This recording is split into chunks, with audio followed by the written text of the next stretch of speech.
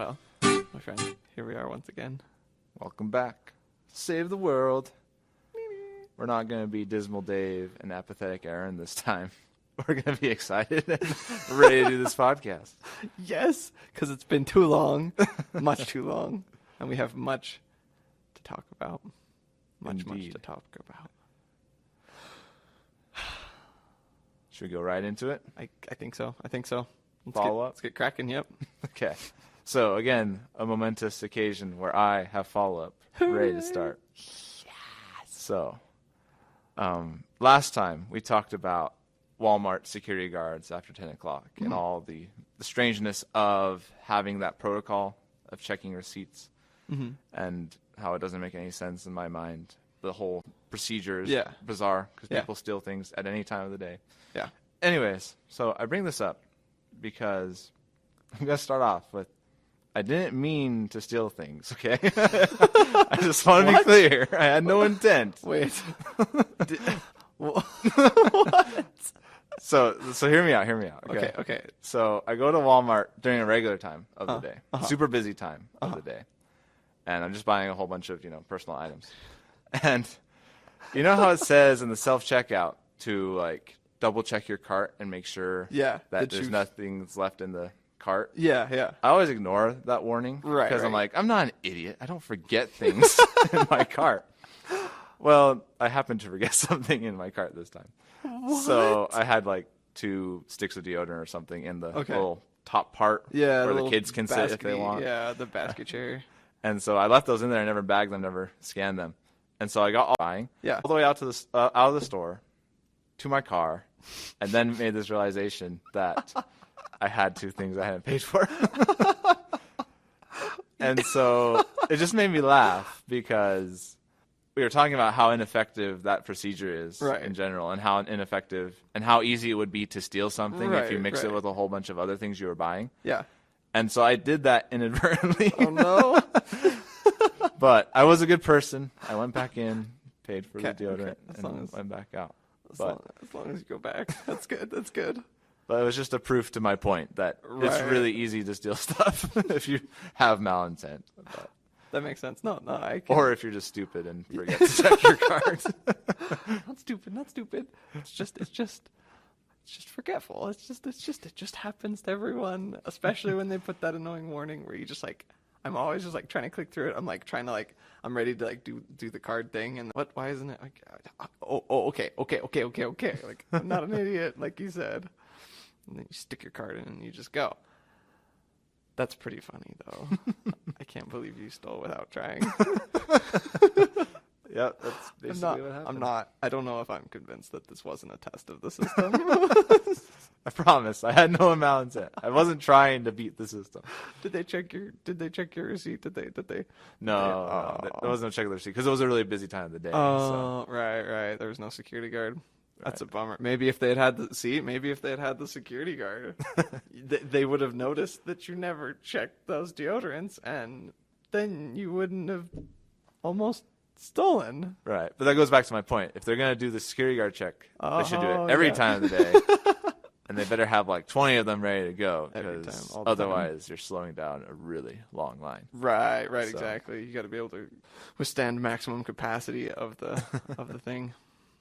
So that's interesting. Anyways, I thought of I've never done that in my life. So the fact that it happened like a week after we talked about it was pretty hilarious. Yeah. On that same note, I actually had follow-up. I now remember that I do have follow-up with this as well. Oh, yeah? Yeah. So, again, I mentioned Costco. Mm-hmm. We talked about Costco and how like they check your receipt. And my fiance did a little bit of research. She messaged me like as she was listening to the episode and was like, oh, I looked it up. This is why. She said something like, oh, because they sell everything in bulk that, you'd know, like you can check the receipt fast enough that you can see, oh, there's this many items on the receipt and there's this many items in the basket and you're good to go. And I'm not buying that for 1 second. They do not count the items, and they do not. I was just like, no. When there's a line that's 20 carts long, piled with stuff. I guarantee they're not checking those numbers. You can still slip stuff in there. When my mom had 2 carts full of groceries when she carts?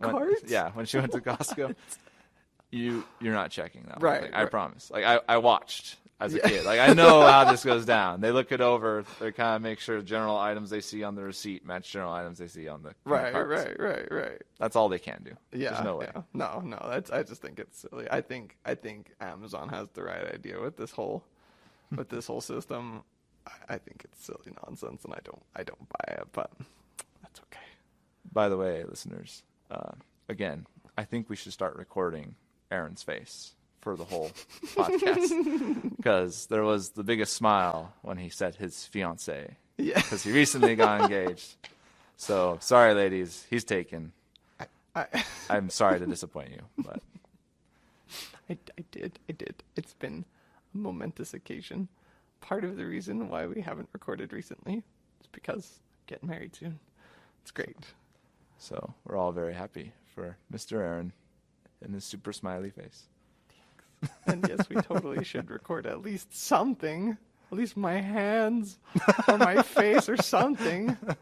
I'm just like constantly like doing things, and it's okay. It's okay. If you also notice that Aaron is a little bit more incoherent than normal over the next couple of recordings, it's probably because he's trying to get ready for the wedding. He might be a little distracted, but actually, he may not be any more incoherent than normal. We'll see. I was gonna say, I was like, I thought I was incoherent generally, so like, if it gets worse, I don't know if anyone's gonna be able to listen to me talk anymore. You can just go through and just snip out my voice out of all of the recordings, so that It's me talking to myself for the whole podcast. I tried to put as much of Aaron as I could in there, but there wasn't anything. he just wasn't making any sense, talking just craziness. It was complete babbling. We have no idea. I expect this to continue as we continue recording, but that's okay. That's okay. Eventually, I'll have good reasons, really good reasons to be incoherent, like being old. But that's a little bit further down the line. But I know. But yeah. Anyways. I'm excited for you, man, and Thank you. it's gonna be good. It's gonna be so good. You're gonna be there, right? Of course. It's gonna be so good. Do you have any other follow-up? When we talked about Rendezvous with Ramla last time, and we gave a multitude of spoiler warnings, and I felt so strongly about it, and I figured, people, because I listened to another podcast where they do the same thing, but I like totally blow past the warnings because it's just like, whatever, I'm not going to read this, I'm not going to listen to this, I'm not going to watch this. Mm-hmm. And I figured that's what would happen with like the people who would be listening to the podcast. But then it turns out my fiance messaged me and she was like, bummer, I can't finish the episode. I have to read my book. And I was like, you're reading it? And I got so excited and happy. So I'm happy to report that at least somebody took my spoiler warnings and listened to me and is experiencing the book the way it was meant to be experienced. Very good. So this is That's good. That's how we're saving the world, right? Exactly. Getting people to read the book and not fall for the spoilers. Right. Exactly. It's a trap. It is a trap. And if you didn't read the book and you listen to the last episode in its entirety, you're gonna have to apologize to me. I think that's what has to happen. We got some really weird reverse psychology going on right now. Yes. I'm incoherent, but I'm a genius at heart. We always knew that, Aaron. We always knew it was deep down inside you. Oh, thanks.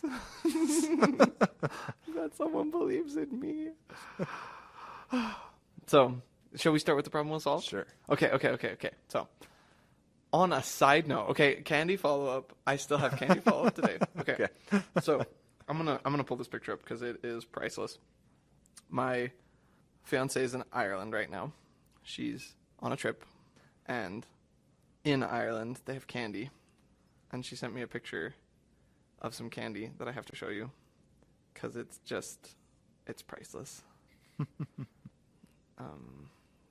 Tick. I presume we'll be putting this on the show notes.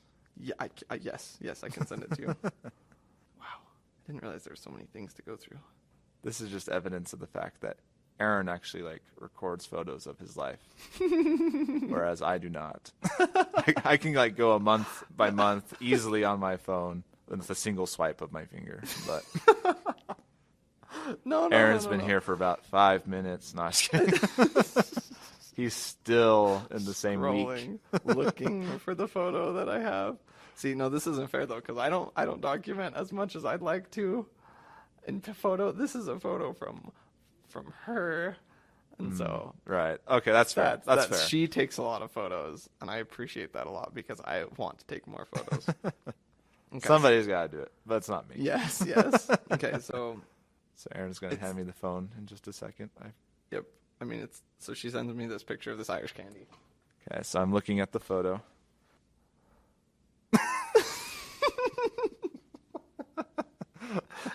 What? There's so many things wrong with that. I know there is. I just wanted to roll over. So and it is cry. It is a photo of a candy named Glucose Fruits. Yep, glucose fruits. Yep. I was a little bit insulted. I was like, you couldn't even call it fructose fruits. Like, it's got to be glucose fruits. Like, well, no question what you're getting in this candy. Like, you don't have to worry about what's in there because guess what's in there? Glucose. At least they don't beat around the bush, right? Like they're very upfront about. There's a lot of sugar in here, but at least it's glucose sugar, right? Like right, a little bit better, and not like high fructose corn syrup. Like at least it's glucose. You know, I'm sure it's much healthier. Probably not. I don't know. not better enough to make up for the fact that they chose Glucose Fruits as the name. So check out the photo. It's pretty funny. There's a big old sticker on there that says "Made in Ireland." But this leads to my candy follow-up. Okay, so here's the problem. I'm going to back one step up. Here's the problem. When you get candy, when you get treats, one of my favorite treats to get is the Haribo peach ones. They're like discs that are they're broken up into 4 quadrants, 2 orange and 2 yellow. And they're really yummy. I really like them. And they're covered in like sugar. They're so good. Or Sour Patch Kids. Really yummy. They come in a bag. And they're covered in stuff though. Right. And a lot of these candies have like loose things that are like they're covered in stuff. Or what happens is you open the bag and you eat some candy and then you're like, well, dang, I need to take this bag somewhere else. I can't eat all the candy in one sitting because that's not a wise choice.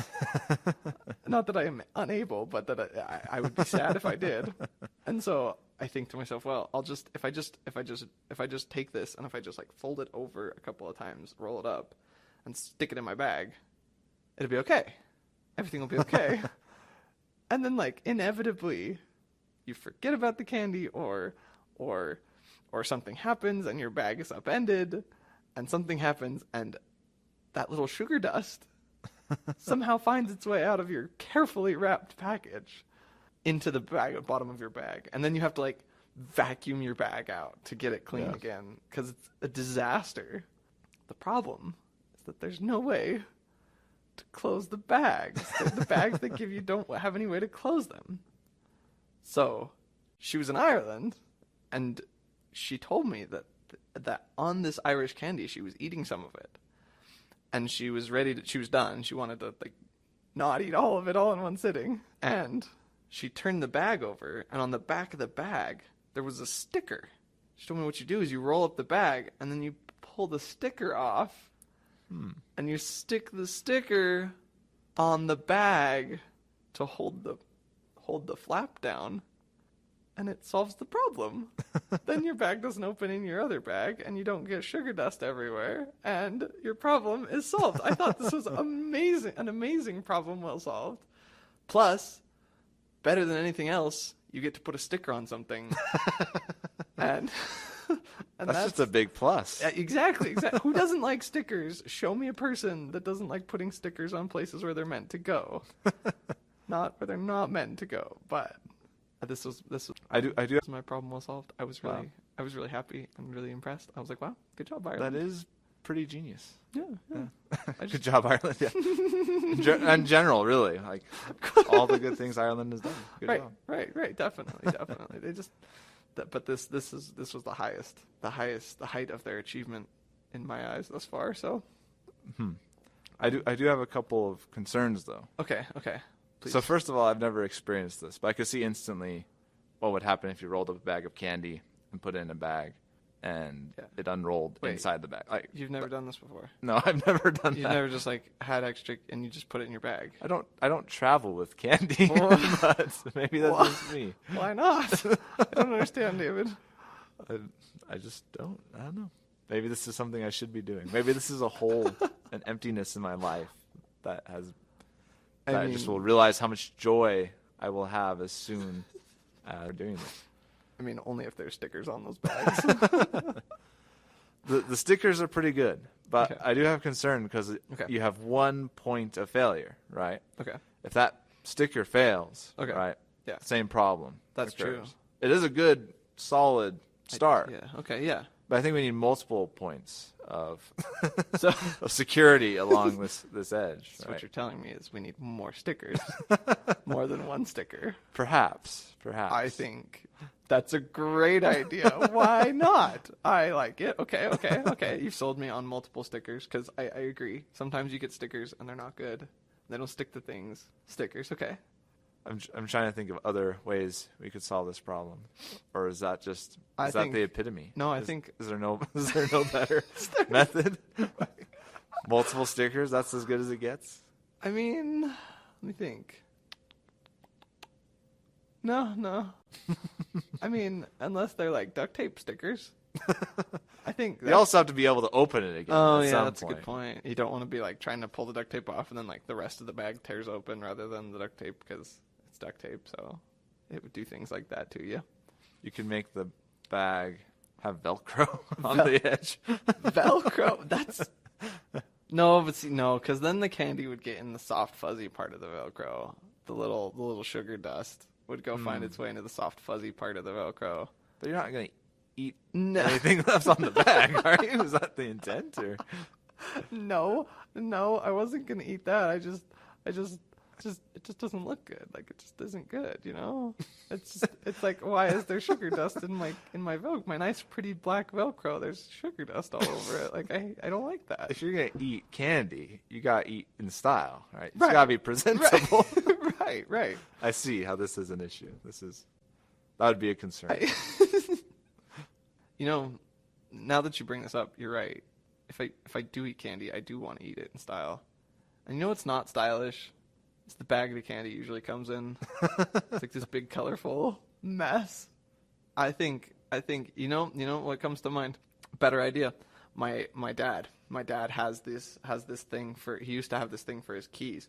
It's like a little leather pouch, and you on the top there's like 2 metal bars, but they're not magnets. They're just 2 metal bars that sit like this, and when you push the sides, they open like this. Yeah. Like it's like I've seen those. Yeah, I want to like show people, but I cannot. It opens like this. It opens like a diamond shape. You push the metal bars together, and they kind of spread out so you can get inside. Yes. So you just pop it open and dump your keys out of it, and then you're good to go. I think candy should come in bags like that. I think that would be nice leather bags with like diamond opening metal mechanisms. This brings up another concern with candy. Okay. I like that idea. Okay.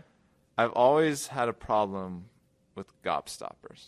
Do you like gobstoppers? I mean, when I get my Halloween candy and I dump it all out on the ground and I sort it into the appropriate piles, as everyone ought to do.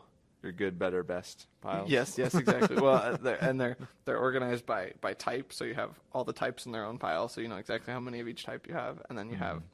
And then you have your. So you're making stacks, this grid of like goodness versus type.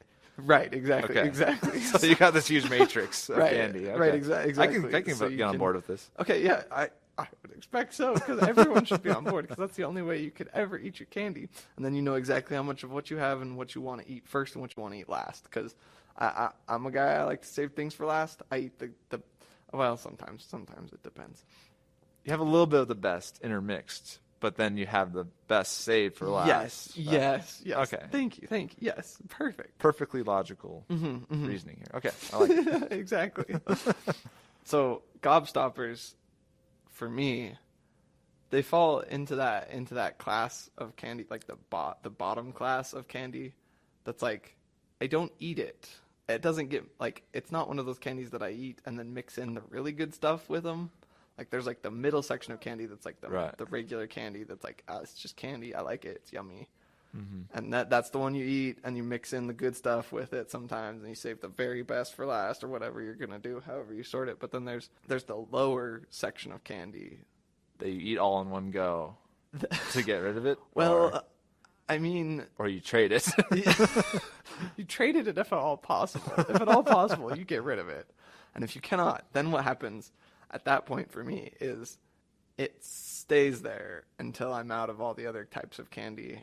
And then if I'm really itching for some candy, I'll take a pack of gobstoppers and I'll try to eat them and get halfway through and throw away the rest. And that proceeds until I'm out of Halloween candy. Well, So, gobstoppers, I don't really like them. Well, I'll let you know that you can always trade them to me because I love gobstoppers. You love gobstoppers? Yeah. Okay. What? I don't know why. Okay. Maybe it's a childhood response or something because I had them a lot when I was a kid. Okay, yeah. I mean, they're enjoyable for a couple. Like, I like eating a couple of them, but like the little bags have seems like 15 in them. I'm just like, I don't want to eat 15. I want to eat like 2. Fair enough. But my concern with gobstoppers yes, is they come in those big rectangular boxes. Oh yeah, right? yeah. The theater boxes. The theater boxes, yeah. And you're supposed to poke a hole. They have that little place where you can poke a hole. Yeah. And you're supposed to get just a couple at a time. Yeah. That never works. I pour to get some gobstoppers, 15 in my hand. I'm like, oh crap! I did just want 2 for this moment. Right. But now I have 15 in my hand, and I can't put them back in very easily, and they drop on the floor. So you eat them. I try. Oh my! What? This is chaos. Wait. And then there's I don't know. I always have the problem where nothing comes out. I dump it, and then either you get your response 15 or you get nothing. I'm like, yeah. Excuse you, and you shake it, and then you get 15. Right. Right. There's no winning. So while we're on the topic of candy containers, yeah. Okay. how should we? I know you don't like gobstoppers, No, but no. other candies like this, Right. where you're trying to just get a certain amount. Right. How should we change the boxes or the containers so that you can actually just get 1 or 2 at a time rather than 15? You know what? Back in my heyday, back in the prime of my life.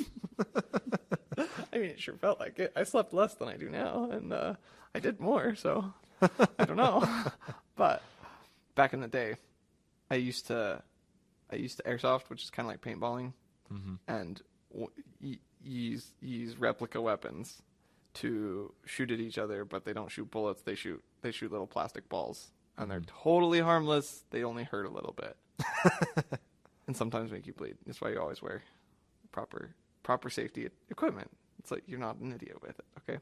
But as part of this experience, you strive for military simulation. That's the goal. And so you get guns and magazines that look like regular stuff. And one of the magazines is what we call a high capacity magazine. A hop it has is a hopper on one side. It's I want to draw it almost. It's like a magazine. This is the side of the magazine. There's a hopper on this side, and there's a rotating feeder wheel basically, and a channel on this side, and the spout up here. So when you load it, you roll the loader wheel, the whatever it's called. You roll that guy on the bottom of the magazine, and what it does is it takes ones from the hopper and pushes them up into the channel one by one, so that they can feed into the weapon one by one. So I think we just put one of those on the side of the box.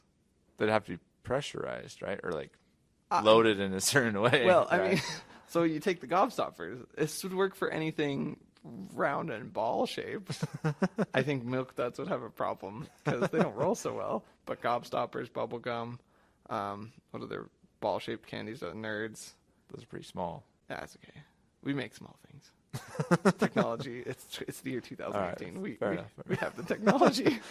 You can just imagine a feeder wheel in one of those little tiny Nerds boxes that's like the size of your thumb. Exactly. You just take the little tiny Nerds box and you just beep, beep, beep, beep, beep. And then, I mean, there have to be some way to like, I guess you could put a dial on there to adjust like how many would come out per squeeze. So it's like, oh, you got Gobstoppers, you only want one out, or you want Nerds, you want like 500 at one go. So you just open it and you just pull a little trigger or something, and it just fills up your mouth with whatever candy you want. You want bubble gum and you want 10 bubble gums all at once? Go for it. I like this idea.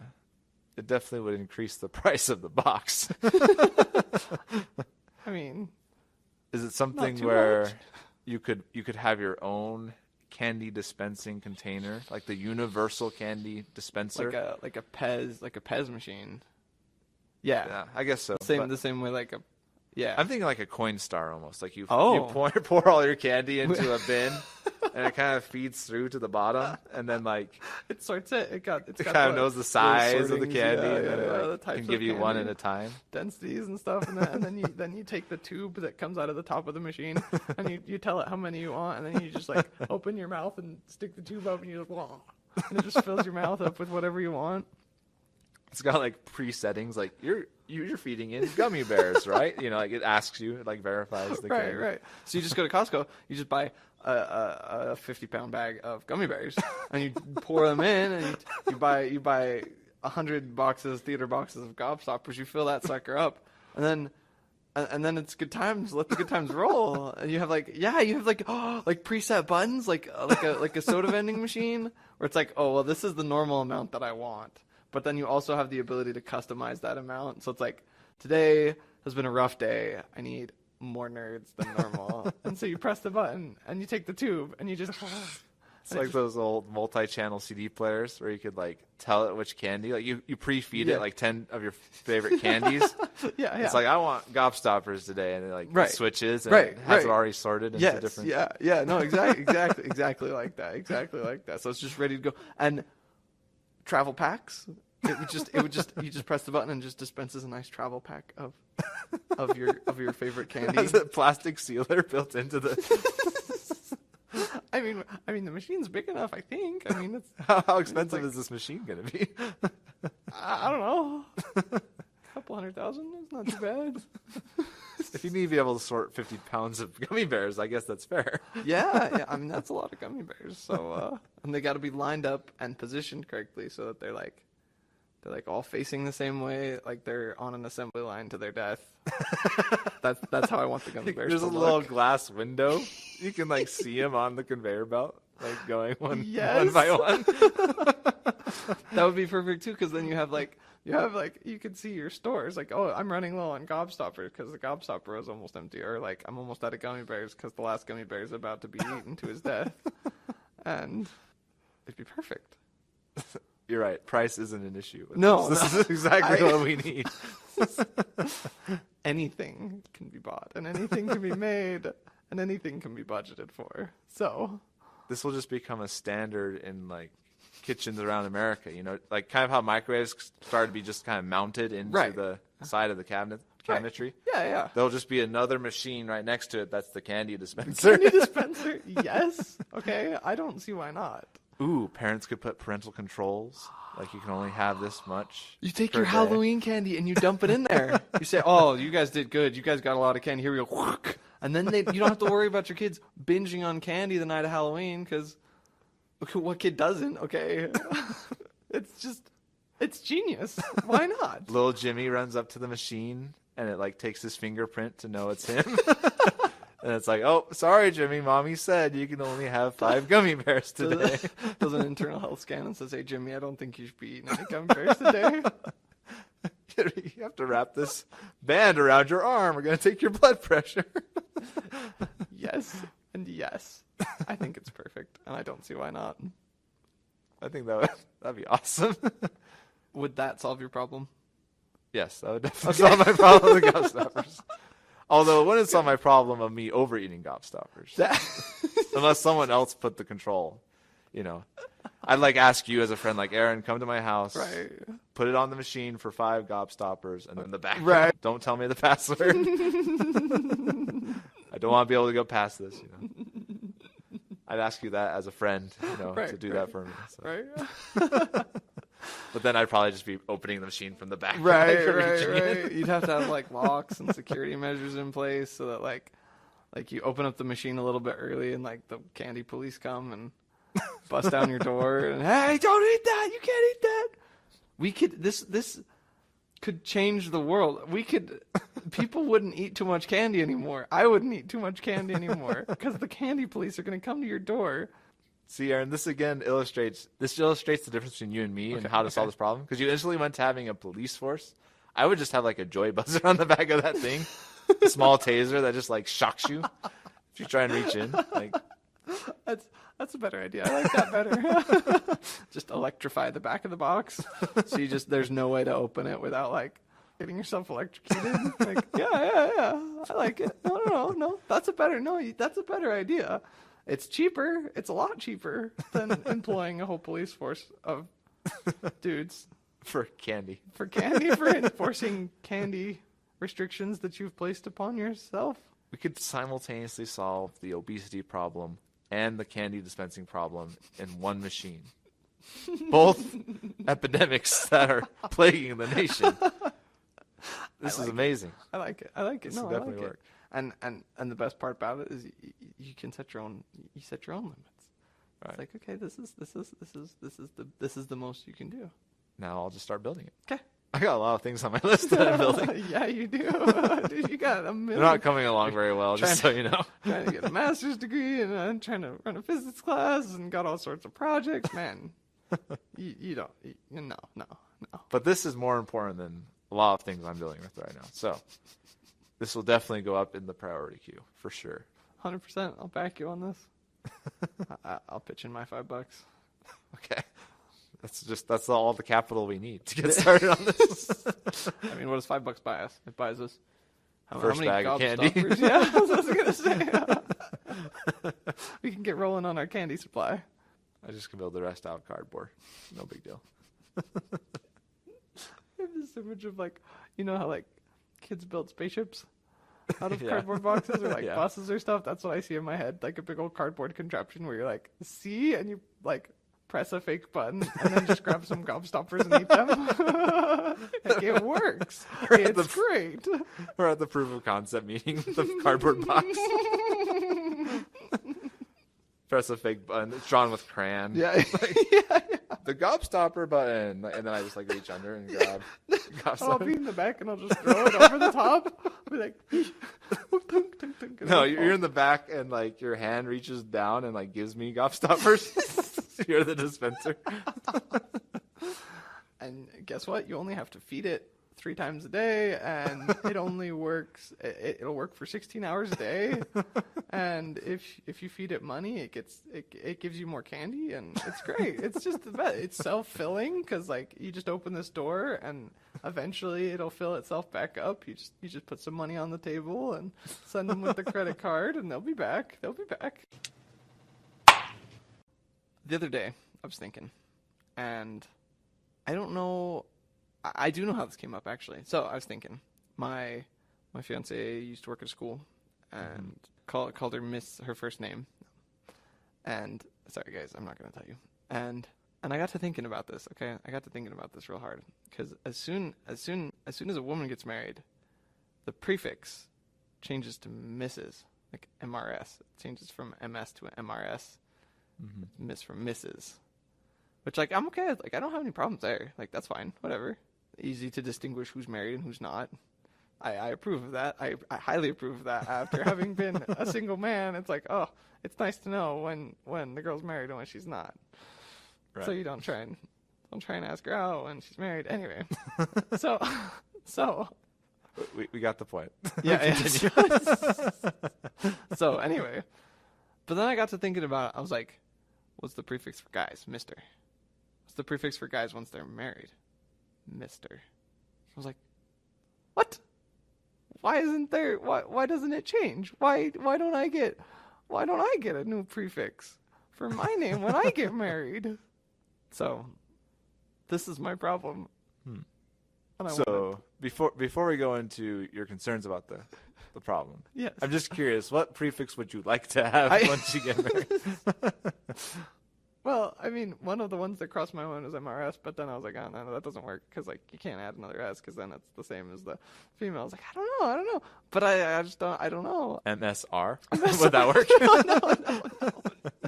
No. No, can't do that one either. Can't do that one. I don't know. I don't have any ideas. That's kind of why, that's partially why I'm bringing it to you.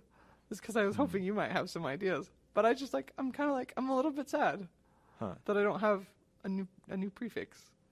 You could do like MM, married man, or... Why didn't I think of that? That's genius. That's amazing, David. See, David is the man. That's why we have David on the show. Is because he can solve the problems of the world. MM. It's the only one that's like coming to my mind that doesn't sound like really arrogant. Because I was thinking like you could use like gentleman or something, but like that kind of has like a pompous sound to it nowadays. But. No, I like this. I think that's appropriate. That was fast. Dang. Well, now that we have the actual prefix, I guess my question is why, because this has never crossed my mind really, to be honest, but I'm also a single guy, so maybe this is something that comes up more when you're getting married. When you're getting married, right. Because the way I think about it, like it's funny that you say that Mrs. and Miss, that's important to distinguish, right? Right. But I usually distinguish that. I think that's why we wear rings, in society when we're married. I think that's the more important factor. Yeah. So I always felt like if anything, if you were going to do a change, you would have just the single prefix for women instead of having two. I've never considered the option of having two prefixes for men, but... Why didn't I think of that? I'm sitting over here going, I want another prefix. And it's like, well, really, I think the best thing to do would be to actually just get rid of one of them. Like, that's a much simpler solution. Yeah, but I don't know. I mean, there's reasons for both, like you said. I mean, there are reasons to have that prefix, like especially when you don't know the person, like if it's through paperwork or other things. That's true. They often ask for the prefix. But they'll also include a lot of prefixes now, like doctor or, Right, yeah. I forget the one for MD, but there's one for that one too. But right. So, like, it's kind of a funny tradition that has carried on that now it's lost some of its purpose as we've kind of moved as a society. So, I don't know. That was kind of my thinking. It was like historically, it kind of like I can reason out historically why they had that, why they had it. Only like the women had the thing, but then like guys didn't. Like I can figure that out. Like that doesn't take a genius to figure that kind of stuff out. But like, come on, like you're saying, this is. I think it's time. I think it's time for a change. I think we should just forget the entire prefix system we started with and make completely new ones. Ooh. I don't see why not. What would we do? Go back to like gentlemen and ladies, be more civil, Yes. Ooh, yes. I would love gentlemen. I would like that. I would like that a lot. I am gentleman Aaron.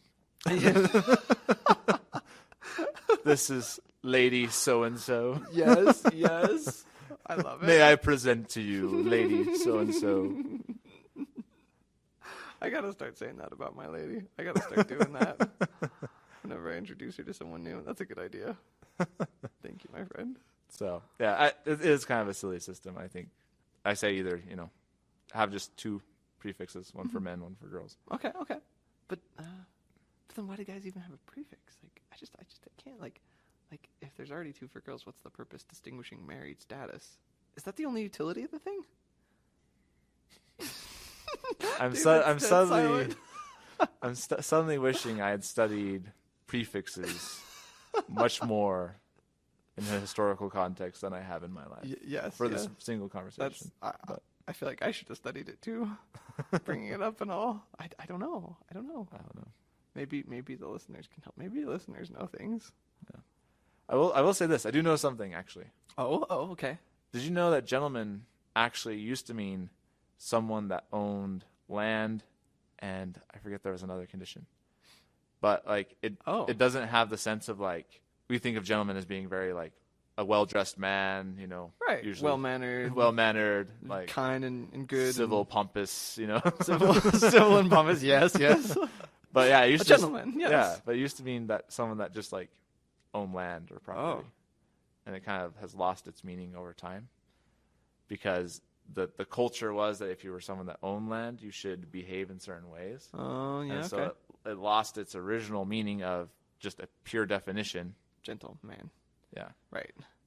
And then it shifted to this new definition as culture changed. Right. So even that prefix or even that name has changed over time. So I don't know if like other prefixes and other names have changed over time too. So Huh. That's why I'm hesitant to say Miss and Mrs. was only for distinguishing marital status. Right. It could have meant other things in the past. I'm not sure. I want to say I'm pretty sure that's the case, but I don't know. Sounds like I have some research to do. Listeners, help me out. I don't like doing research.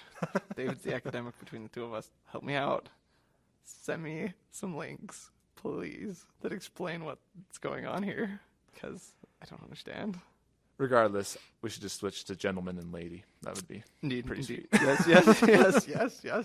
I think it has a very, very charming air about it. The gentleman and the lady. Plus, my students would have to call me gentleman. How cool would that be? That would be amazing. That would be perfect. Mr. Can I get help with my homework? Excuse me. Call me by my proper name. Sorry, gentleman. Can I have some help with my physics homework? Of course. I don't know. I quite like the MM for married man too. I think that's true. I think then you can still be Mr. But then you like I don't know how to shorten that. Like. Oh. We just bleeped out the last section because we realized we were saying my last name, and I never said that on the podcast before. So we're just assuming that one of you is like a serial killer. Right. So that's why we don't use last names on this show. Right. So one of you has a vendetta to kill all podcasters and is trying to figure out who we are.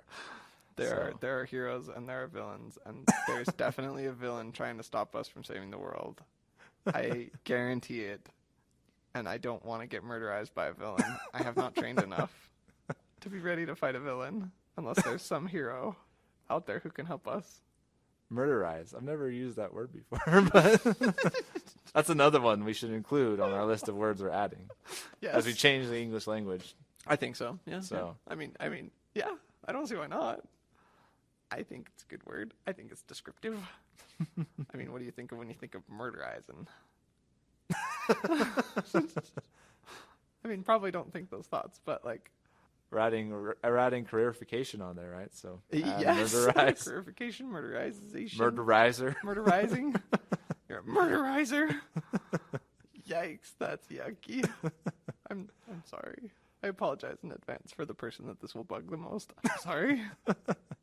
While we're on that topic, really quickly, yeah. Have you ever seen 10 Ways to Make Transformers 4 Better? The YouTube video. No. Yes. Yeah. You did show me. You showed me a while ago when I was complaining about it because it's a terrible movie. It is a terrible movie. But the thing I love about one of them is to change the word transformer to transformographizers. It's just like zooming in on, like they do that pan where the title turns and has all those metallic letters. Yeah. And the guy did the same edit, and it's like Transformer. You see Transformer, but it like gets longer and longer. The pan takes like a good 10 seconds. It's like transformographizers. Anyways, we should add that one too. Yes. It's a transformographizer. That's gotta go on our. I love it. I love it. That's just perfect. We'll put in what would you call that? Like a complaint or all right, who would we submit that to? I mean, I would say probably just the internet. The internet. The internet's pretty good at making things a thing. Or get in close with some of the dictionary people. Merriam-Webster's dictionary. We get in tight with them, and then we can be like, hey, slip them a piece of paper, be like, we need these words added. We just need them to be fans of the podcast, and then they'll take care of that themselves. What am I even We gave thinking? We don't need to do anything. They'll become words as soon as the podcast is world famous and is changing the world. Right. We can just lobby and say, like, guys, remember episode 9? Why hasn't this been happening yet? We gave you the list. It's time for episode 9 to go into effect. That's a great idea. As soon as it's world famous, we'll just start putting episodes into effect. Be like, okay, it's time. Episode 1, let's go. And then all of a sudden, their eagle keepers will have a lot more jobs. We'll have a lot more eagles in the world, and their standing ovations will go away, and then we'll activate episode 2, and we'll just go through and activate the episodes. So to get meta here, the best way to save the world is to get the Save the World podcast super popular, and then it itself will save the world. Yes. Wow. Yes. Okay, that's a lot. I know, we have been kind of overcomplicating everything, haven't we? The best solutions are the simple ones. I mean, if we're world famous, people start using those words. Yeah. It's not a big deal. There could be a debate, though, on whether they should add married man or go to gentleman and lady. That could cause some disruption. But I don't know. I really like the idea of being called married man, Aaron. I think that would be appropriate. Okay. I like that one more, but I think I might like gentleman longer term. Right. I think short term I like married man, Aaron, though. Maybe for like 6 months after you're married, or like a year after you get married. That year, that's the prefix you can use as married man.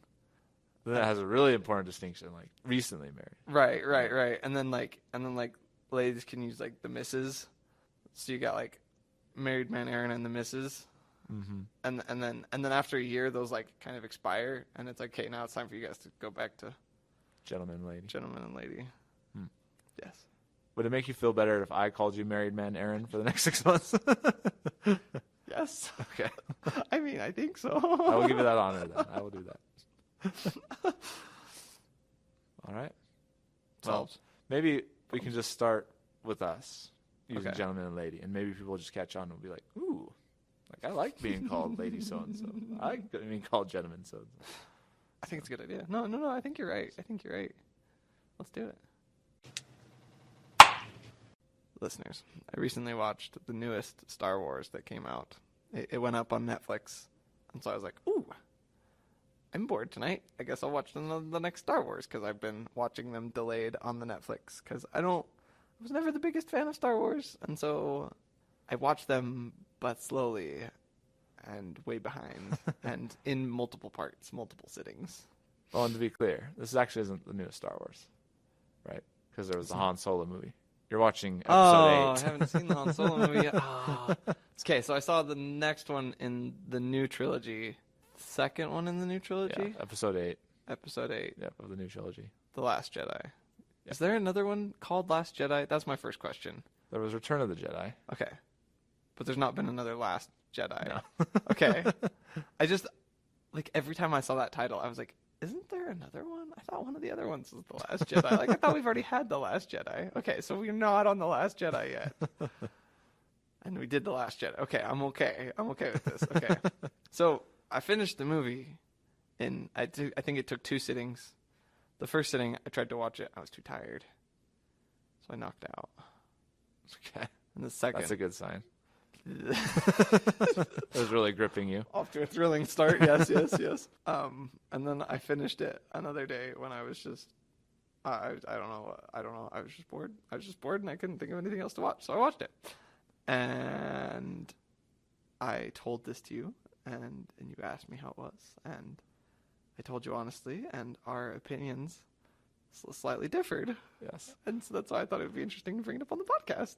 Yeah, and just to be clear, like, we did Rendezvous with Rama last week and Last Jedi this week. Our plans are not to, like, always have something to review. But right. Aaron just happened to have some very strong opinions on this. And I also had some strong opinions on this. Yeah. So it just happened to work out so that we want to talk about it. But it's not going to always be something that we're reviewing. And, I mean, on top of anything else, if anything else, it gives me something to complain about. So I'm happy. I'm perfectly happy. Aaron wants to complain is basically the point of this next bit. But yes. Aaron's complaints. Yes. Quite. So, how should we do this? So the problem that I face at this moment is that, on another note, I always look at the microphone thinking it's the people. Do you look at the microphone and think, No. man, this is the audience? Like your brain is just like audience. No, I don't do that.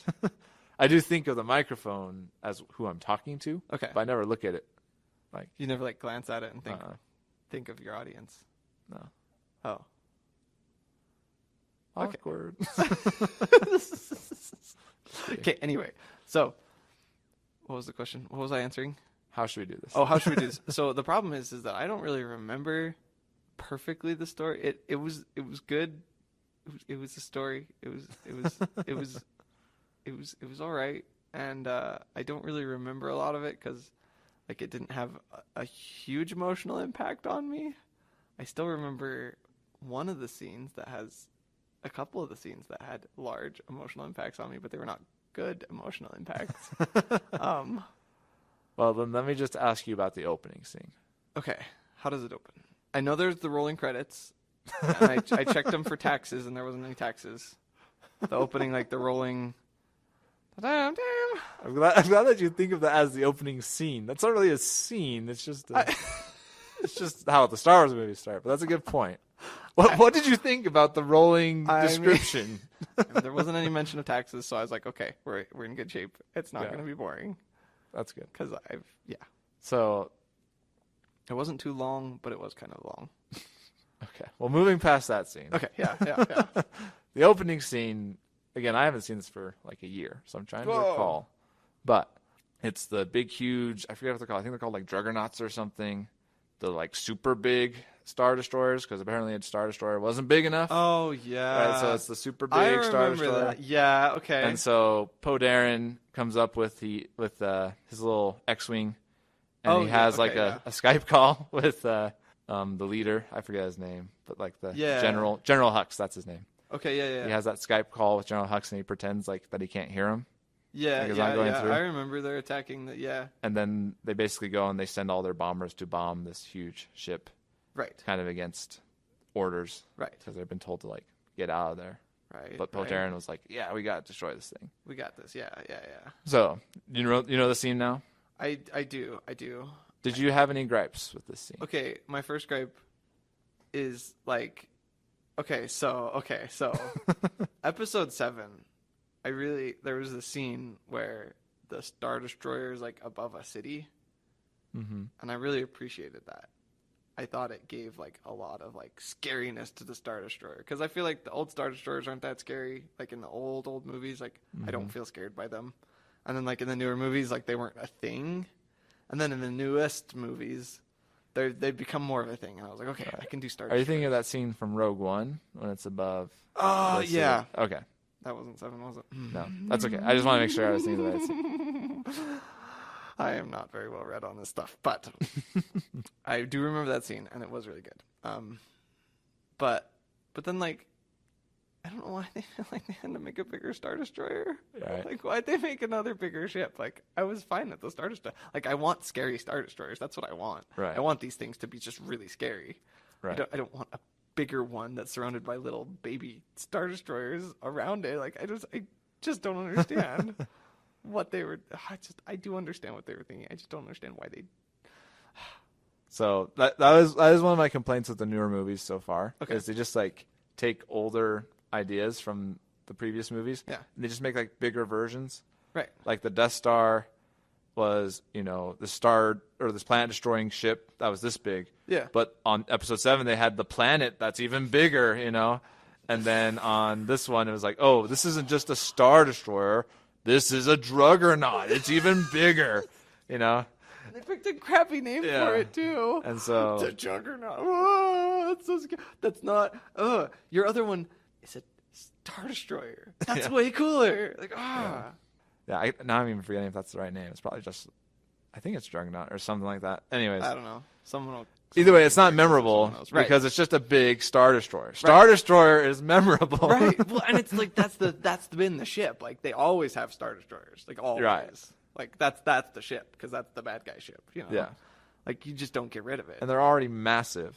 So Right. just from a logistics standpoint, Like, surely there's not any more benefit from having a bigger ship than that. Right. Anyway. I mean, they like, to take a real world example of this problem, like they make really big boats, really big cargo ships. Like I was reading up on some one time, and I was like, wow, these are so big. And then it's like, oh, guess what? Well, they can only dock at so many ports, and like all of a sudden, all the logistic issues of a massive cargo ship come into play, and you're like, oh, well, never mind. Maybe we should just keep doing the little ones because the little ones are great. Right. Other problems I had with the opening scene. Okay, do tell. Just a physics problem. Ooh, okay. One of the things I thought was funny is that they present the scene almost like it's a World War II bombing. Like they have the fighters in front and the bombers in back. They actually have like, they almost look like Pez dispensers, you know, that are flying Pez dispensers that are dropping this huge load of bombs. Right. And I appreciated that from like a little bit from like a technical standpoint of dropping bombs. It's like, yeah, that's a really great way to drop a ton of bombs really fast. Right. But I thought it was funny because, so they have these like, first of all, they're slow moving. I don't understand it. You're in space, right? Just get better jets on those things. You know, like if you need them to go faster, let them go faster. Right. And then they drop the bombs on the weak spot of the ship and like it blows it up, right? That's the idea. That was the whole, yeah. But I don't understand in space. Like this is something that bugs me about this particular scene. Yeah. And there's other parts where this comes up in the movie. Okay. That we'll talk about in a second. Okay. Yeah. Because they present the field so linearly, like everything's so flat, Yeah. like the way we would think about a World War II setup, because the world is your reference. Right. But in space, the bomber has to line up directly above the drop point. Right. Why don't they just angle that bomber from like 100 feet away and just like angle it down? Right. Angle that down to the drop point. Like, there's no reason that you have to be vertically above, you know, perpendicular to the plane for that drop point. It doesn't make any sense. You're in space. You don't even have gravity. You're launching these things, right? Take it at an angle. What's the purpose of that? The whole launching mechanism is all like, it looks like it's like done by gravity because they just drop out of the thing. And you're like, wait a second, what? Dude, I didn't really consciously think about this, but now that you brought this up, you're right. That's crazy making. Like, what in the world? Why didn't you do that even before you got to the ship and just calculated the angle really well and just hit that target? Well, and like, I can appreciate some stuff. Like, some stuff is good, but like the fact that it is like side A against side B, like a big old frontline battlefield thing going on. Like, it's like, what? Like, that's not how space works, guys. That's not how it works. But like, so my mind jumps back to so there's the old, the newer, and the newest. Those are the trilogies that I'm going to refer to, okay? Okay, hold on. Just to clarify. When you say old, you mean like our timeline. Like 4, 5, 6. Yeah. Then new is 1, 2, 3, and then newest is 7, 8, 9. Okay, just making sure. Old being like the filming style, the way it looked, that kind of stuff is what I'm thinking when I say old. So old to us in the real world. Which is 4, 5, 6. Newer, which is 1, 2, 3. And newest, which is 7 and 8. And 9. 9 will come soon. Whenever it comes. Is it going to come this year? I think it's next year. Because Solo came out this year. Was that this year? What year is it? It's 2018. Came out in March. Okay, yeah. No, I'm back on track. Okay, yeah. So anyway. In the oldest, I can understand. In the old ones, I can understand this, like, just doing things that way. Right. And then the newer, I feel like I remember a scene where it was like they were trying to make it so that it was a little bit more obvious. It's like, oh, well, spaceships can be any direction, so we're going to have the spaceships going all directions. Right. And that was like, but I remember that being just like a crazy mess. Like, I didn't really understand what was going on. Like, who's the good guy? Yeah, the opening scene of 3 is like that. I actually like that scene in the opening of 3. Okay, yeah. Where it is a little bit more chaotic in the setup. Yeah. But you're staying in one person's view. You're staying in Anakin's view.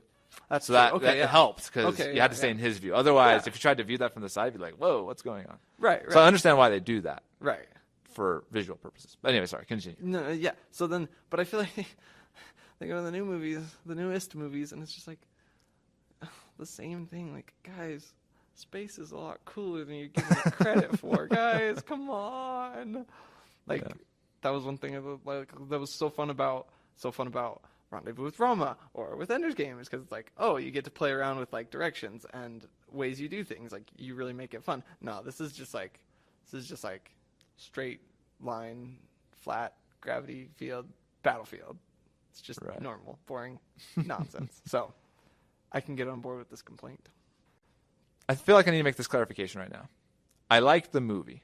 Okay. I did. Yeah. And this is part of the reason we've had this discussion. Right. I didn't agree with a lot of the premises of the movie. Okay. And so, but like I do with a lot of other movies, I say, okay, once I accept the premises, I'm just going to take it from that point and see if I enjoy the movie. Oh, okay. And so okay, yeah. I did, once I did that, I enjoyed most of the movie. I still have complaints, Okay. but we'll get to that. See, and I think if I watched it again, I would have a lot better attitude about the movie. I think it'd be better than I remember it. Right. Because I'm on that first step of being like, what kind of nonsense is this? Right. Like, what kind of nonsense? So like I like the first scene visuals and the structure of the scene, but that part right there made me laugh. I'm like, Yeah. what? Yeah. Why don't they just drop it from a straight angle? Why not make it an interesting fight scene instead of this? Yeah. But I can understand. I can forgive that. So Moving on from moving that. on. What happens after that? So they start to run away. Yeah. The rebels start to run away, and there's this weird problem of like fuel. This is something this is a premise I just had to like accept. Yeah. Another thing I would have like didn't make much sense, but like the Empire's chasing them, but for some reason their ships are slower and they can't shoot them from that range. Right. And so they're just in this really long like chase. Range. They're out of okay. This drove me crazy. They're out of range for their artillery laser cannon things that shoot in like an arc. I'm like, what are we even doing here? Who did this? Like, this is not how guns work in space. Right. Yeah, that was another premise. I was like, okay, whatever. Yeah. I'll accept this. So that's most of the movie. They're in this like really long chase scene. For that whole. And they're just gonna. The Empire just has all this resources, and they're just gonna run them out. Run them out of fuel. Yeah. I don't understand why the Empire, with all the resources they have, didn't just send another party hyperdrive forward, turned around, and came the other direction. I don't know why. Right? Why didn't that happen? But anyways, point is, for some reason, this chase scene has to happen. Yeah. I'm going to accept that as a premise. Okay. But I have another complaint. Okay, go ahead. About this chase scene. Okay. I swear, I watched. I didn't check this. Okay, but I swear, they go back to every time they go back to the chase scene. There's the same part where it's like, oh, they're still in the chase scene. So you've got the rebel ship that's going, and you've got the Empire ship that's shooting at them with their arced artillery laser cannon guns. I don't know how they did that. I don't even know how they pulled that off in space. Like I don't know how you figured that out. Naturally around non-gravitational fields, of course. So it's like shelling, and like it's hitting the ship, but it's hitting like just the back end of the ship where there's still shields. So it's not actually destroying the ship. It's just pew pew pew pew pew because they can keep shooting because they have bullets. I didn't check, but I'm pretty sure that's the same scene every dang time they switch back. Like the same frames of video that they use over and over and over again to do the same thing over and over. I was like, the fourth time it came on, I was like, are you gonna at least give it from like a different angle or something? Like this is so boring. Like this is a boring chase scene. Like come on. I'm pretty sure it was. I don't know if it was the same ship because like they lose ships over time. Yeah. I think it was the same angle for sure. The same camera angle. Right. It's like I from didn't the think about rebels that. ship off to the side, looking back at the scary, massive, too big juggernaut Star Destroyer thing. Right.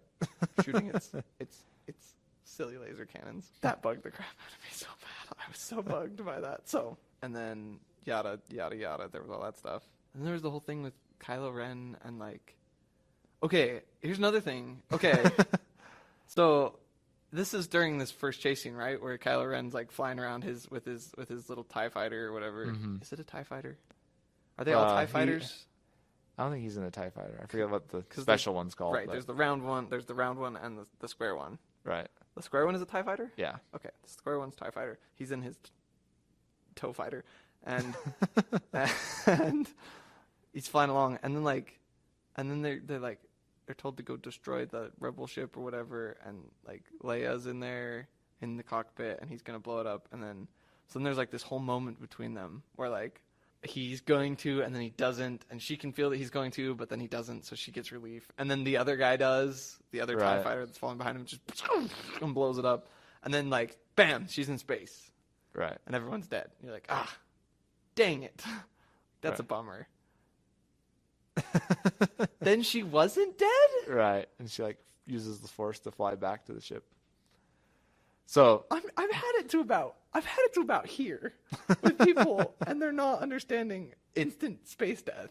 right. Like so many movies. Like what movie was that? Oh, it just bugs the. So here's an interesting thing about this that I thought about. Okay. So Carrie Fisher, the lady that plays Leia, died during the filming. Oh. Do you remember that at all? No, I didn't know that. Yeah. So, Oh. and she was going to be in episode 9, but she passed away. Okay. So it was interesting when I saw that scene.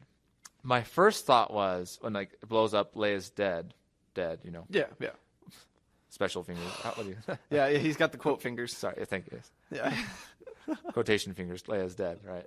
Right. I was like, oh, okay, that makes sense. You know, Carrie Fisher passed away. They're gonna kill her off right here. Right. This is a good place. This is a good place to kill her off. To make it happen. Right. But then when she didn't die, it was really weird because I'm like, wait a minute, Carrie Fisher's dead, right? Which so first of all, that means they planned on her not dying, right? So that she could be in episode 9, and they kept her through the rest of the movie.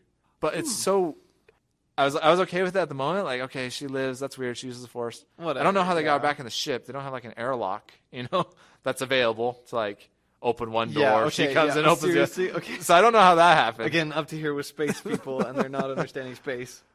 But then she didn't even have like that big of a role. So then it was Right, really then weird. Like she barely there. comes up. Right. So I'm like, why didn't you just refilm a couple of scenes that she was in Uh-huh. without her in it? Right. And make that the time that she dies off, you know? Right. It would have been better. I thought it would have been better. And part of me is like, I can see maybe why they didn't want to be like disrespectful to Carrie Fisher. That would have been like a disrespectful way to kill her off, maybe. But history's not going to remember that, you know? Like, no, they're not going to realize that. It may have been. Well, and like they made it like a big deal too. Like in the movie, it's like an emotional scene, supposedly. Right. Like between her and her son, like it was like a big deal. So I don't know. I feel like they could have handled that better and just used that moment. Right. Again, there could have been some insensitivity there, but I feel like you could have done something. Right. So it just seemed really strange because now she's not going to be in episode 9, but yet there was this random her coming back. Right. And then not being needed. It was it was significant, but like not really. Like even more significant if that had been like the end for her, for the character Leia. Like that would have been right. I think they could have painted it a little bit more better and made it a little bit more, you know, more meaningful, and then had that be the end instead of dragging it out. Yeah. Making it a big deal. So that's another thing I didn't like.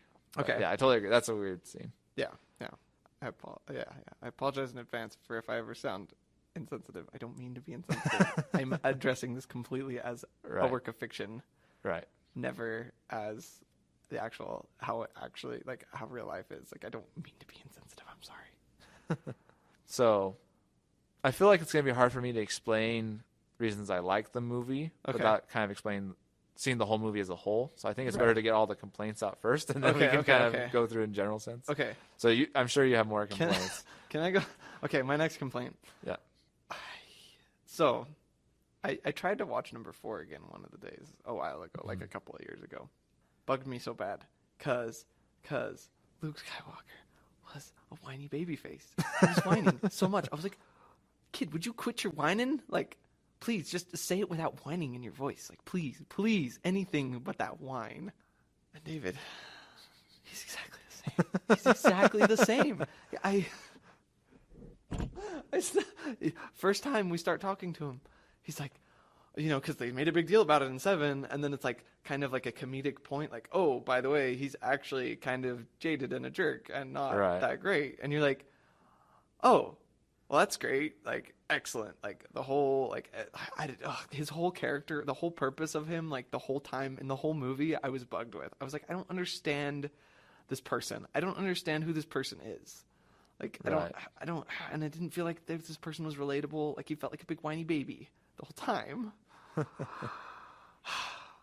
So, I didn't like that. I didn't like hardly any of the parts with them on the island that's supposedly unfindable. So I don't know how you feel about any of that, but I don't know. Maybe because I know Luke's character from the other movies. I felt. True. I mean, Mark Hamill did a good job in the acting for sure. Right. I like that they kind of challenged the idea that like he would be this all-knowing, all-powerful Jedi that we wanted him to be. Yeah. You know, he's still jaded from his past and still feels like he made mistakes. And so I liked his character. I like how they took that character. Point. They didn't just feed us exactly what we wanted. Right. Okay. Which is one of the things I liked about the movie is that it did take a different turn. Yeah. A little bit. Okay. I thought the scene where he was like, totally unnecessary scene where he's showing how he eats on the island and he like milks that random like alien creature. Totally unnecessary. Yeah. Did not need to see that. I was like, this is why. That was bizarre. Yeah. Like I don't need to know the details of how he lives on this island. So that was messed up. But overall, I liked his character. I don't. Okay. I didn't mind those scenes. I kind of liked that part of the movie actually. Right. So I see now. I think for me personally, this stems. I think I know where the stem of this problem is at, and we can discuss it later after we've discussed more about how much I don't like this movie, because it'll make a lot more sense. So anyway, I didn't like that. Of course, you liked it. Of course, that's just how it's got to be. I didn't think about it in that light when you bring it up. To like, oh, like he is kind of like not what we expected. Like that's I do appreciate that. I didn't appreciate all the supposedly humorous scenes. Yeah, they did play the humor a little bit too much for a Star Wars movie. Yeah, I agree with that. Can I throw one out there? Yeah, go for it. So I think I'm going to be unpopular in this one. Ooh. But I hated the scene when Yoda came. I know everyone loved that scene. Like everyone was like, "Oh, wasn't it so great to see Yoda?" I'm like, "No, like he had no reason to like be there." And like he suddenly just summons lightning down like on it was like that scene. A lot of people liked the nostalgia of that scene, but I didn't like it because I felt like it was purely a nostalgia play. Right. Like, hey, let's throw Yoda in there so people like the movie. It wasn't just nostalgic. It was like nostalgic and supposed to be kind of funny. Yeah. Like, oh, there's a funny part to it. Like, yeah. Of course there's a flipping funny part to it. Dang. Yeah. Stinking. So I wasn't a fan of that. Right. Okay. I know a lot of people like that. I didn't need to see Yoda. No. If I want to see Yoda, I'll watch episode 5. Well, and like they could have done that differently. Like I feel like when characters come back, like when they do like the ghost of the character, right? Right. I feel like there was a lot more of like them not talking and them not being like there. Like they're like there, but they're more ghosty. This one felt like Yoda was sitting there, and I was like, "Why is Yoda sitting there? Like this is weird. Like why is he talking to him? Like why is this a conversation?" Right. Instead of like kind of like the ghosty like the ghosty like ooh, you see the Jedi Master and ooh, and then like it's like a nod and that's it. That's all you get from him, and you're like, "Oh, whoa!" But instead they have to have him talking and being there. Okay, yeah, I can get on board with that. And all the other ones, the ghosts that came were like Ben, right, from previous movies, right, and like they were important characters through the character that had developed, right. Okay, and so I know like Yoda was like an important character in the previous movies, and that makes sense for Luke, right. But at the same time, we hadn't had a connection with Yoda since episode 5, you know, right. So like, why is he suddenly coming now? Like, right. It just didn't. It seemed out of place to me. Okay, it didn't make much sense from a cinematography standpoint. I got it. That makes sense. Yeah. I mean, we can go on forever. So I want to make sure you get all of your complaints out. Okay, like okay. What's the next one you're thinking of? Next one. Okay. I'm not a Star Wars guy, so I don't really understand any of this stuff. But like from a casual moviegoer standpoint, the heck was going on with the Force? Like I don't understand any of the stuff, the Forcey stuff. You know, like it was like, ooh, we're gonna have a Forcey like. Now we're talking, and it's like, why are you talking? Like the girl, Rey, is standing there, and all of a sudden there's like Kylo Ren is there. All right, they're like Force connection there. Right, they're like talking. They can see each other, but like they can't see around each other, and they're talking. Yeah. But like the camera is like the way they did that scene was really strange. They didn't just put them in the same location. They like switched the camera from like the one person to the other person to the other. They didn't just like ever like put the one person in the other place how the other person would see it. So it was just really confusing in the head. Just to start, I was just like, wait, so they can see each other. Like, what's going on? Like, that's really weird. And then, like, what the heck's going on? Is that a force thing? Like, now they can see each other because they're force connected somehow, mystic voodoo-ly. Like, is that how the force works? I thought the force was a little bit different, but I guess not. Huh. I was... This is strange because I am usually one of those people that's like, let's get a consistent system here. Right. What are our axioms? What are the, things that define this universe? Right. There are some people with Star Wars that are very much that way, where they know all the canon and stuff. Yeah. Strangely enough, I'm not as big on that in Star Wars. I'm more willing to let things slide. Okay. I think that's one of the reasons why a lot of people didn't like this movie, that are more into that type of thing. Oh, okay. But I was like, okay, like, if that's, as long as it's consistent through the movie, I'm okay with that. So okay, yeah. I can see that complaint, but at the same time, it didn't bother me too much.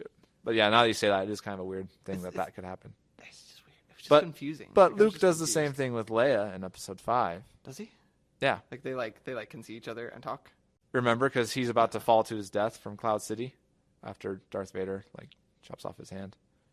He falls through that. I do remember he's like hanging on and he's making that face. He's like, Leia. That was my best imitation. Making that face, and then like Leia can. So it's not like unprecedented. Like that has happened before. So Force connection. Okay.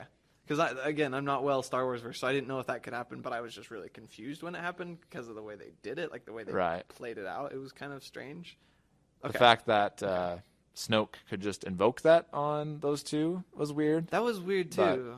The whole Snoke character, I was like, really, guys, really, another like angry, weird faced, upset, like evil Dark Lord guy, like again. Right. Can't we have a different Emperor character? Like, can't we have a different bad guy character than our Darth Vader and our Emperor again? I was dying. The whole. I haven't actually thought of it till now. I don't know. Maybe we can appreciate that it's a throwback, and that he is like Darth Vader in that way. That Kylo Ren is a lot like Darth Vader, and he kills Snoke. Okay, I can appreciate that a little bit more now. Okay, I can get on. So here's one thing I will say. Okay, my opinion of Episode 8 will drastically depend on Episode 9. And my brother hates when I do that. I did with the same thing with Pirates of the Caribbean. I said Pirates of the Caribbean 2 was a good movie until Pirates of the Caribbean 3 came out. Yeah. And he hates when I say that because I'm like, no, because all the unresolved things in 2 didn't get resolved in 3. So right. And this movie has a lot of those things where it's like, okay, who was Snoke? I like that scene where Kylo Ren kills him and that whole battle happens. Okay, yeah, that's acceptable, yeah. But why did that happen and who was Snoke? We don't know that, and I'm willing to wait until Episode 9, and hopefully they answer that. Right. But if they don't, then this will be a bad scene because Snoke didn't have any meaning. Right. He was just another character. And the same thing where, remember in Episode 7, there was like that big deal of like who's Rey's parents? Yeah. And then in this one, it's like they're nobody. They were nothing. They're a bunch of drunkards, right? Right. I'm willing to wait and say, was that true? Or okay. Oh, okay. Is that is that something they're going to resolve in Episode 9? Okay, yeah. Maybe it isn't, and then my opinion on that scene and my opinion on 8 and 7 will change a little bit. Yeah. Because it would feel strange to build up on 7 and then have no purpose in 8. No purpose in 8. Right. Part of that might be just because they switched directors between the two. Did? Yeah. Between 7 and 8? Yeah, it was J.J. Abrams for 7. I don't remember who it was. Oh, yeah, it was. 8. So what happened? So like J.J. Abrams, no. Yeah, he's back for 9, I believe. Anyways. What are they doing? Those silly guys. So the point is, things like that a lot of people got upset about. I'm like, I'm okay as long as they're going to answer that later. If they don't, then yes, those will be problems. And I may not like it anymore because those things I thought would be resolved won't be. Yeah. Okay, yeah. So that's fair. So I like Episode 8 right now. Yeah, I guess I right should now. be. Yeah. It could get better or it could get worse depending on how well Episode 9 goes. Okay. I can get on board with that. I appreciate that. I didn't appreciate the not spookiness of Snoke. Like they were like, oh, here's him. Like with the Emperor, it was like kind of like he had his face shaded and he was hooded all the time, and he was like, who is this guy? And then you finally see his face, and you're like, ah. Right. With Snoke, it was just like, ah, gross. Why? Who is this? I like that they brought back like all the red lighting from like the Emperor. I like that part. Yeah, the red fighting guys. That was pretty cool. Yeah. I didn't really dig the whole like the switch from Kylo Ren being a bad guy to a good guy to a bad guy so fast. I felt like it was just like way too fast. Like it was just like he's a bad guy. No, wait, just kidding. Like he's a good guy. He killed the Emperor, and then just kidding, he's a bad guy again. Right. That's Like, wait, another is he thing. a good guy or a bad guy? That I'm waiting till 9 to see, like Right. how they take Okay, Kylo Ren's character. Right now, I like how torn he is. Yeah. He's what Anakin was supposed to be in 1, 2, and 3, but wasn't. Okay. Yeah. Anakin was too whiny and too like childish. So And so I like Kylo Ren's character right now. Yeah. Again, but I'm waiting to see how they handle it in 9. okay. Yeah. But See, I can appreciate Darth Vader because he died a hero. right. Like he kills the Emperor. Like he is like he saved the day. Like in our hearts, he's like Right. actually kind of not the most terrible person. Right. And let's be honest here. I don't think you can ever beat Darth Vader as the world's best villain turned hero. Like never. Like he will be the epitome forever. Yeah. His character on point. Kylo Ren, I'm just like. I felt like it was like a very large decision that was made very quickly. That wasn't like it didn't feel like it was impactful at all. Like it didn't feel like it changed anything. Right. It's just like, oh, just kidding. Now Kylo Ren is Snoke. Like surprise, he wants to be Snoke now. So again, that's one of the things where I'm like, well, are they going to resolve that in 9? Yeah. And they could. Yeah. And I would appreciate that. Yeah.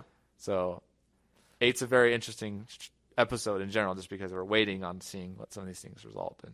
In speculation, this is something that I don't understand.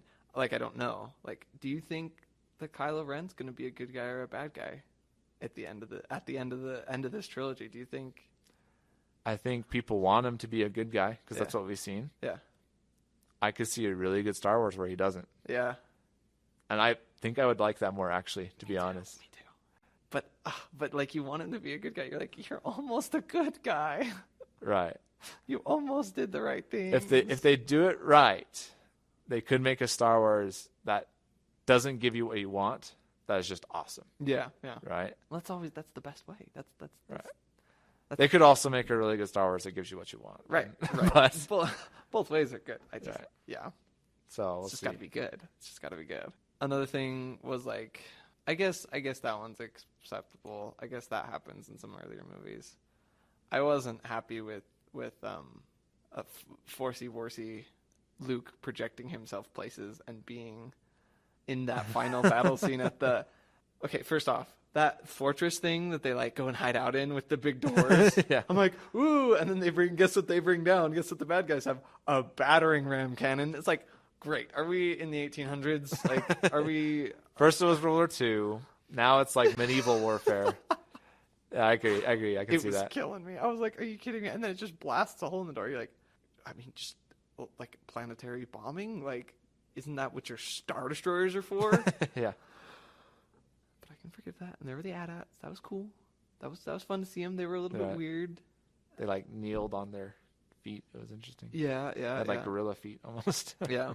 The whole like sand gliding whatever spaceship things that they were flying. Oh, yeah. The rebels had, killing me. Just right.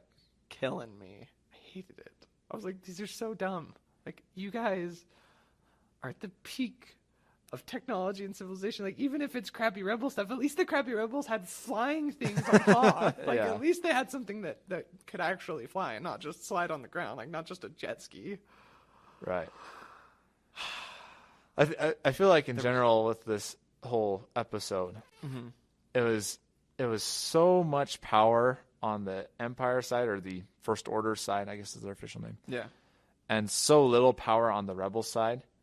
It was just, the matchup was so poorly made that it was just clear that the Rebels should have been dead. Right, right. That's a complaint I had. That whole scene is an example of that. Of like, Right. they're flying those little things. It's like, those things should just be annihilated. Right. It should have just been done. Right. Like, because the way they portrayed the First Order is they just have so much power that none of this should matter, right? Like, Right. they shouldn't even gone to this point, and they shouldn't even be here. Like, Right. they didn't do that matching up very well, Right, like, right. power wise. Right, because they could have given the rebels a little bit more power and then had the same outcome. Like, they could still have done that. Like, Right. and I was kind of bugged there wasn't any AT-AT tripping. Okay, Right. Bugged the crap. We could have had some throwback at tripping. Yeah, when they were going back to that, to this base, like this old rebel base. Yeah. There could have been a lot more there available. Yeah. Surely there's some speeders and stuff that they can use Right. that. Something good. But there was just no power balance in the movie. Right. Okay. Yeah. I appreciate that. I didn't agree with that. There was the whole stormtrooper thing. The stormtrooper's backstory was a little bit weird. Like nothing was really explained there. I felt. I was kind of. Oh, you're talking about Finn? Yeah. Yeah. Let's not even talk about that side of the story. Going to the casino planet and all that. That was it just barely came to mind. I forgot about the casino planet too. I didn't appreciate his sacrifice for the greater good, and then his sacrifice was stopped. I was really bugged by that. I was like, guys, we were to the point, you brought me to the point where he was dead. I accepted that, and that he was going to blow that thing up by flying into the front of it. I don't know why you needed a battering ram cannon with the opening the size of an AT-AT's head, but that's fine. That's fine. I can accept that. And he was going to die, and it was going to save the day a little bit. It was going to help, Right. And then he doesn't die. And I was like, and then the girl died? Or she didn't die? I can't remember. I don't think she officially dies. But the whole, I'm going to save you, silly. I'm here to save you, silly. It's like, what? Right. He was trying to save everybody, and you just killed off everybody, including both of you. Now the door is open. Thank you, lady. Good job. Great work. I didn't agree with that either. It bothered me so much that they took it so far. If they hadn't taken it so far into him dying, right, then it wouldn't have bothered me so bad. But they had it. He was dead. I accepted it already. I was like, he's a hero. And then just kidding. He's not a hero because the girl's a hero, even though she might be dead now. You can't tell. Right. Thank you, guys. Thank you. My final great complaint. Okay. I'm gonna take it back down. I could keep going for a while. Oh, I'm sure. And that's why I'm thinking about. That's why I chopped off that entire casino part, because that has its whole slew of complaints that we're not going to talk about. I would be going on that for hours. Right. The greatest final complaint, and I recognize this as a flaw in myself, that I don't agree with most people in this. Okay. But it is a complaint that I've had for many years about a ton of media, a ton of media, the most, all the media I consume. It didn't ride a good, serious, funny line. There's a line in the sand where you can be serious and you can be funny. Those are the two sides on this graph, and you can be so far to one side and so far to the other, and you can make jumps across, right? Some forms of media do this really well. Rendezvous with Rama is one I really appreciated. There was funny stuff wrapped up in this web of complex, serious stuff. And I loved it. I loved it. And then there's other stuff where it's pure fun. One Punch Man is this anime that's just it's pretending to be serious but totally funny. And it's hilarious. I love it. It's hilarious. But Star Wars, I wanted it to be serious, and then it was funny. And I was like, why are you being funny right now? This is not a good time to be funny. This is a good time to be serious. Right. It did ride that point that Avengers does. And it works well with Avengers to have those funny moments. It doesn't work well in Star Wars. I agree with that. And I hope they don't continue that in newer movies. Yeah. More movies. Well, and I'm only coming to just accept the Avengers for those things. I feel the first Avengers did the best job with this. But then the newest Avengers, I was like, okay, that's you guys did a lot of funny stuff and a lot of really serious stuff. And it's you can't do both. You got to do a lot of really serious stuff and then not very much funny stuff. Right. Well, if you haven't seen Solo did that pretty well. I thought. Yeah. Okay. We have to watch that. Yeah. Or I have to watch it. Someone has to watch it. I've watched it. Okay. I'll watch it. Okay. I want to watch it. Did you see the Beastie Boys Solo trailer? Yes. Dude. I watched the original Solo trailer and I was like, another Star Wars movie, great. And then I watched the Beastie Boys trailer and I was like, I have to see this. This looks sick. I was so pumped. And then I still haven't seen it because it's not on Netflix, so I just haven't watched it. But that's my but I think it's a flaw within me. People really like the funny stuff. People appreciate when the seriousness is broken up by funny. And I appreciate that too at times. But but the movies that I always go back to on this point that don't make a lot of jokes are like the first two Planet of the Apes movies that came out, the newest ones, because they were so deadly serious. Like there was almost no joking in them and no funny stuff, and I loved it. I ate it up because it's what I wanted, and it's like what I want for Star Wars. I want them to be deadly serious about everything. I don't think that's just you. I think people would agree. Okay. The thing that the early Star Wars did really well at, the old Star Wars, I should say, right? Yeah. Is that the funniness was isolated to certain characters. Okay, yeah. Han Solo's character could be funny. Chewbacca was funny. Right. They were that bantering with Leia and Chewbacca and Han Solo was a funny group. Yeah. But the scenarios were always serious. Yeah. Right? You didn't see like jokes in the storyline, right? Whereas in this, you will see jokes in the storyline. Right. Like the Skype call. Like, that's a joke in the storyline. Like, Poe Dameron's not really a jokester, right? That's not his character. Right. And, you know, and so there was other things like that where they tried to include the funniest outside of a character's natural humor. Whereas the early ones did really well of isolating. Like, Yoda was really funny. Yeah. Yoda and Luke was really funny. R2-D2 was funny. Right. But they were funny, and like, because that's like they were designed that way. Like it was well done that way. Like Yoda was funny, like just because of the way he was. He's just a funny old guy. You know, because certain people are funny and have that sense of, you know. Like, right, exactly. So you can have funny people. They kept it very real. Right. And so I would like to see that come back. So that's a point I agree with you there.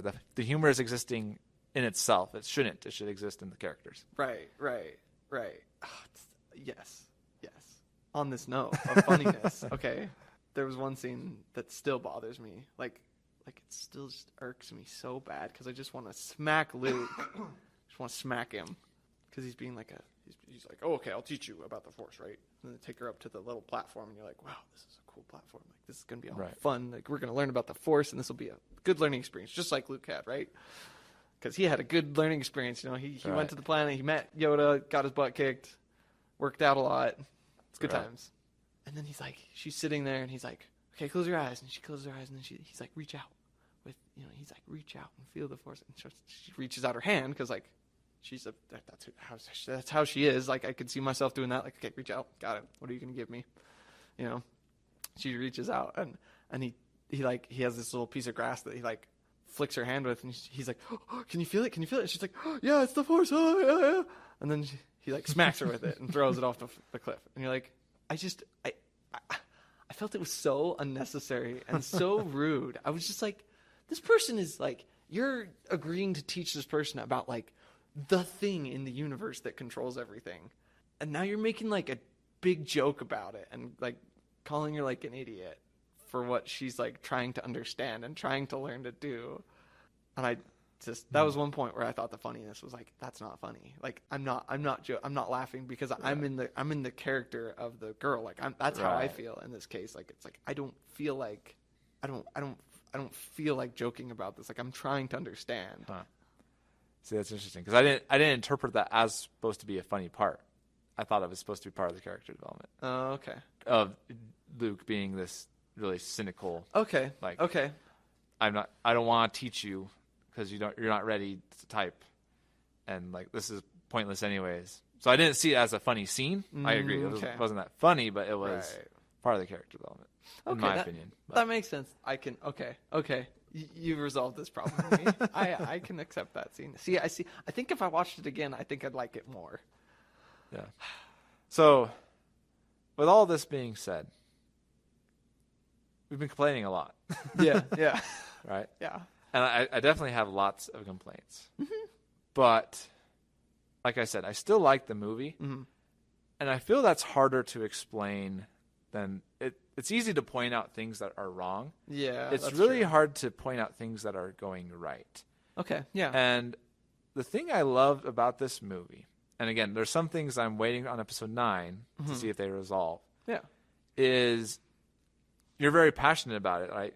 Like you're feeling this anger and this emotion. Yeah, it does. Because the movie is doing a good job of getting you into the characters.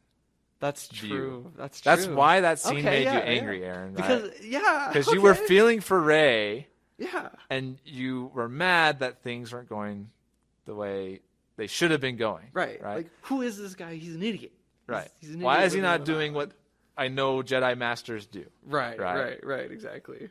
And so we can complain all we want, but regardless, this movie did a really good job of putting you into people's shoes, right? It gripped you. That's true. You enjoyed, at least I did. I enjoyed watching the movie because I could feel for the characters. Yeah.